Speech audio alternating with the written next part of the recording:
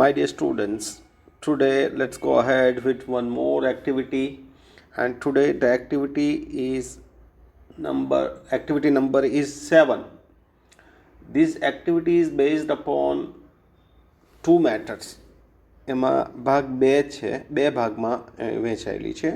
Part 1 અને તેને કહે છે પાર્ટ A અને part 2 that is called part B. હવે અ બ જેવું છે, આપણે ગુજરાતીમાં જેને કહીએ ને અ અને બ ને જોડવાનું છે, તો એનું ટાઇટલ આ રીતનું છે: joint properly part A with part B using therefore or because. એટલે ધેરફોર એટલે તેથી અને બીકોઝ એટલે કારણ. ટૂંકમાં કેટલાક પોઈન્ટ્સ આપ્યા છે અને બી વિભાગમાં શું છે કે એના કારણો આપ્યા છે. તો એને સુટેબલ રીતે જોડવાનું છે અને વાક્ય બનાવવાનું છે. તો ચાલો જોઈએ. પાર્ટ એનું પહેલો પોઈન્ટ છે, Manish won the race.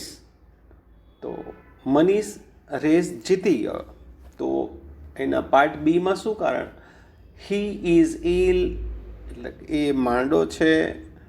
It was raining heavily, બહુ ભારે વરસાદ પડી રહ્યો હતો. આ બધા કારણો છે. હી રેન ફાસ્ટ, એ ઝડપથી દોડ્યો. આવા બધા કારણો આપ્યા છે. તો ઇટ સીમ્સ ટુ મી, મને એવું લાગે છે કે ભાઈ હી રેન ફાસ્ટ એ વધારે સારું લાગે, કે મનીષ રેસ જીતી ગયો કારણ કે એ ઝડપથી દોડ્યો, એવું આવે ને. તો આપણે એનું વાક્ય આ રીતે બનાવી શકીએ બીકોઝથી, કે Manish won the race because he ran fast. Point number 2, Satish is in the bed. Satish પથારીમાં છે. તો એમાં આપણે કયું કારણ આપીએ? Because he is ill. એવું વધારે સારું લાગે છે મને. તો એવું આપી શકીએ કે ભાઈ સતીશ પથારીમાં છે કારણ કે બીમાર છે, બરાબર. તો એનું વાક્ય આખું આ રીતના બનાવી શકે: Satish is in bed because he is ill. Okay. Part 3, sorry, point 3, Geeta arrange a party at her home. તો આ એક પોઈન્ટ છે કે ગીતાએ એના ઘરે પાર્ટીનું આયોજન કર્યું. તો એમાં કારણ કયું આપી શકીએ? એવું કાંઈ આપી શકાય કે it was her father's birthday. તો it was her father's birthday એટલે કે એના પપ્પાની વર્ષગાંઠ હતી. તો કદાચ આ કારણ આપીએ તો because it was her father's birthday એવું કારણ આપીએ તો વાક્ય કદાચ આ રીતનું આપણે બનાવી શકીએ કે Geeta arrange a party at her home because it was her father's birthday. Right. Number 4 point number 4, Bhavini has not gone to school. એટલે કે ભાવિની સ્કૂલે નહીં ગઈ. ચોથું. તો એમાં કયું કારણ આપે કે સી ઇઝ વેરી હેપી, એ બહુ ખુશ છે, કે પછી C has a holiday in her school, કે પછી એની આજે સ્કૂલમાં રજા છે. તો આવામાંથી આ બેમાંથી એક કારણ આપી શકાય એમ છે. તો મને એવું લાગે છે કે she has a holiday in her school, એની સ્કૂલમાં આજે રજા છે.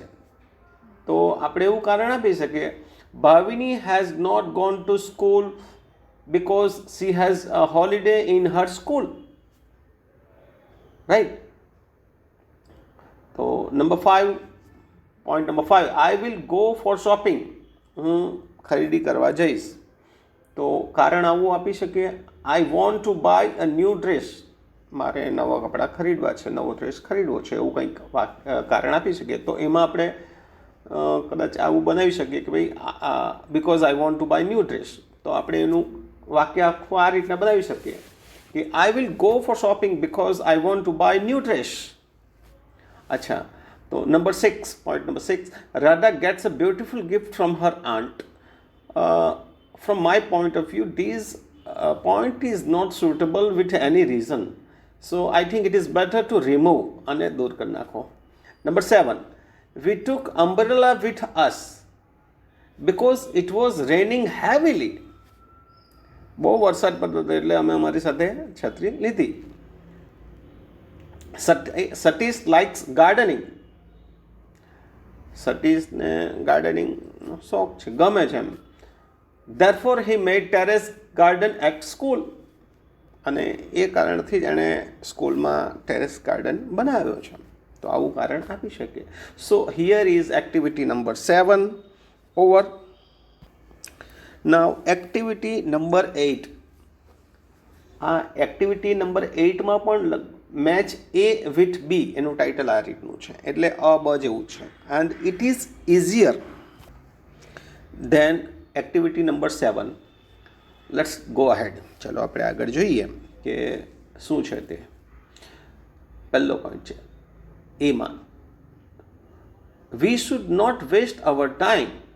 આપણે આપણા સમયનો વેડફાટ નહીં કરવો જોઈએ, વેડફવું નહીં જોઈએ, બરબાદ નહીં કરવો જોઈએ. તો બીમાં આપણને એ જ રીતના પોઈન્ટ આપ્યા છે, જેમાં કારણ બિકોઝ વોટર નહીં, પહેલું તો આવશે નહીં, બિકોઝ વોટર ઇઝ એવરીવેર નહીં, because smoking is injurious to health એ પણ નહીં આવી શકે, બિકોઝ હેલ્થ ઇઝ વેલ્થ નો, બિકોઝ ટાઈમ ઇઝ મની, અને છેલ્લું છે બિકોઝ વોટર ઇઝ લાઈફ.